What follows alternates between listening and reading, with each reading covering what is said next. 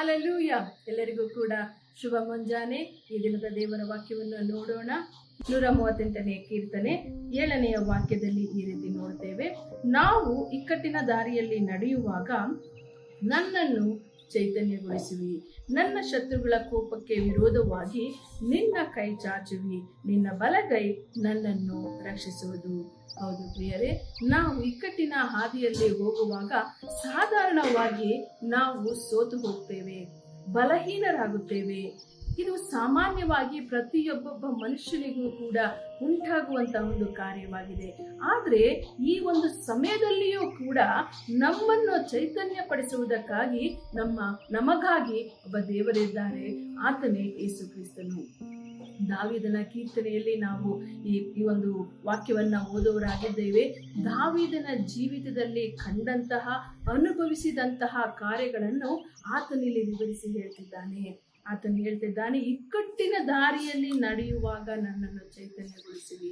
ಎಂತಹ ಒಂದು ಭರವಸೆ ದಾವೀದನಿಗೆ ದೇವರ ಮೇಲೆ ಇದ್ದಂತಾಗಿತ್ತು.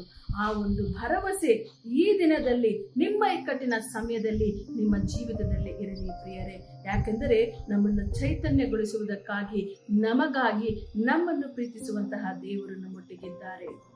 ಅವರು ನಮ್ಮನ್ನು ಚೈತನ್ಯಗೊಳಿಸುವುದು ಮಾತ್ರವೇ ಅಲ್ಲ, ನಮ್ಮನ್ನು ನಮ್ಮ ಶತ್ರುಗಳ ಕೋಪಕ್ಕೆ ವಿರೋಧವಾಗಿ ನಮ್ಮನ್ನು ರಕ್ಷಿಸುವುದಕ್ಕಾಗಿ ಆತನ ಕೈಯನ್ನ ಚಾಚಿ ಆತನ ಬಲಗೈಯ ಮೂಲಕವಾಗಿ ನಮ್ಮನ್ನು ರಕ್ಷಿಸುವಾತನಾಗಿದ್ದಾನೆ. ಯಾರೇ ಆಗಿದ್ದರೂ ಕೂಡ, ನಮಗೆ ವಿರೋಧವಾಗಿ ಯಾರು ನಿಂತಿದ್ದರೂ ಕೂಡ ನಾವು ಭಯಪಡದ ಹಾಗೆ ದೇವರು ನಮ್ಮೊಟ್ಟಿಗಿದ್ದಾರೆ, ದೇವರು ನನ್ನನ್ನು ಬಲಪಡಿಸುತ್ತಾರೆ, ದೇವರು ನನ್ನನ್ನು ಚೈತನ್ಯಗೊಳಿಸುತ್ತಾರೆ ಎಂಬುದಾಗಿ ಈ ದಿನವನ್ನು ನೀವು ಪ್ರಾರಂಭ ಮಾಡಿರಿ.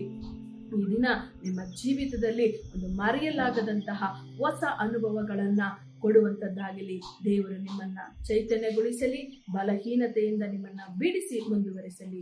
ಪ್ರಾರ್ಥನೆ ಮಾಡೋಣ.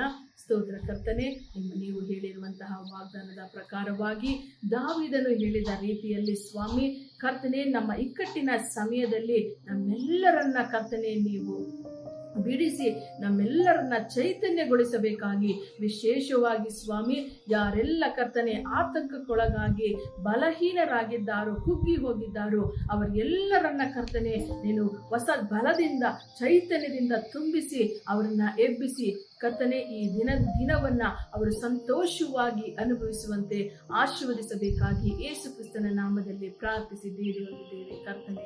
ಆಮೆನ್.